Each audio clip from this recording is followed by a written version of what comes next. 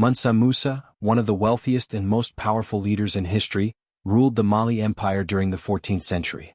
His story, deeply intertwined with the legacy of the Keita dynasty, begins with his rise to power following the mysterious disappearance of his predecessor, Musa Muhammad, who vanished during a grand maritime expedition.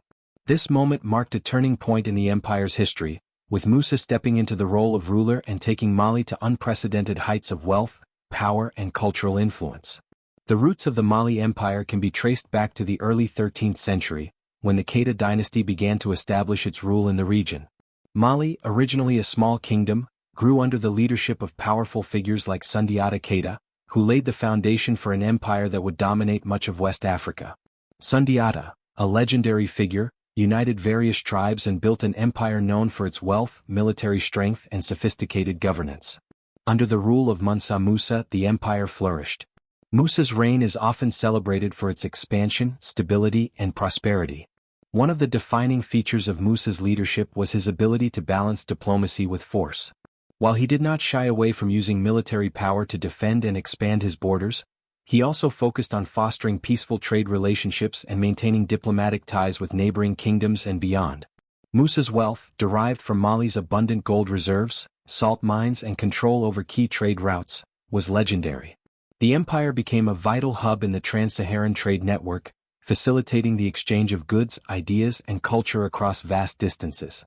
Mali's strategic location at the crossroads of trade routes enabled it to become a center for commerce, attracting traders from as far as the Mediterranean and the Middle East. But Mansa Musa's reign was not just about military conquest and wealth. He was a ruler deeply committed to the development of his people. One of his most significant contributions was his emphasis on education. Musa understood the importance of knowledge and sought to enrich his empire intellectually. He sent students abroad to study in places like Cairo and brought scholars and teachers back to Mali, thereby fostering a culture of learning that would endure long after his reign. The most famous aspect of Musa's rule, however, is his legendary pilgrimage to Mecca in 1324. This journey, made with an entourage of thousands including soldiers, slaves and camels carrying gold, made an indelible mark on the world. During the pilgrimage, Musa is said to have distributed vast amounts of gold to those he encountered, particularly in the cities of Cairo and Medina. His generosity was so great that it is said to have caused a temporary devaluation of gold in Egypt due to the sheer amount he gave away. Musa's pilgrimage served not only as a personal religious journey but also as a political statement. By traveling to Mecca, he demonstrated the Mali Empire's strength and global significance. He gained the admiration of the Islamic world, and his reputation as a wealthy and powerful leader spread far and wide. The fame of his wealth and generosity helped put Mali on the map as one of the most prosperous and influential empires of its time.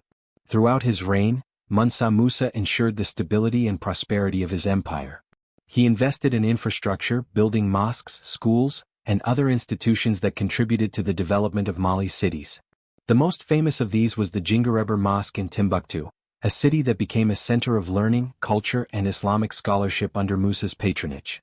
Timbuktu, along with other cities in the empire, became known for their intellectual and artistic achievements, drawing scholars, artists and traders from across Africa and beyond.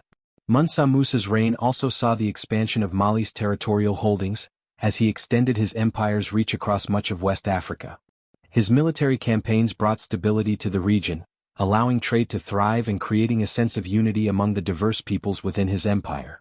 He was able to maintain control over a vast territory, ranging from the savannas of the south to the desert regions in the north, ensuring that Mali's influence remained strong throughout the region.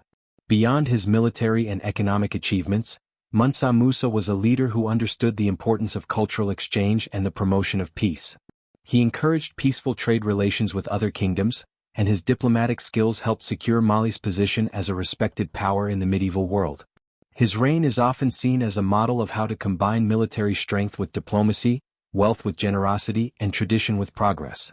By the time of his death, Mansa Musa had transformed the Mali Empire into one of the greatest and most influential empires in African history. His legacy lived on through the institutions he built, the culture he fostered, and the impact he had on the world. Even today, Mansa Musa is remembered as one of the wealthiest and most visionary rulers in history, a man whose leadership not only shaped the course of Mali's history but also left a lasting imprint on the world.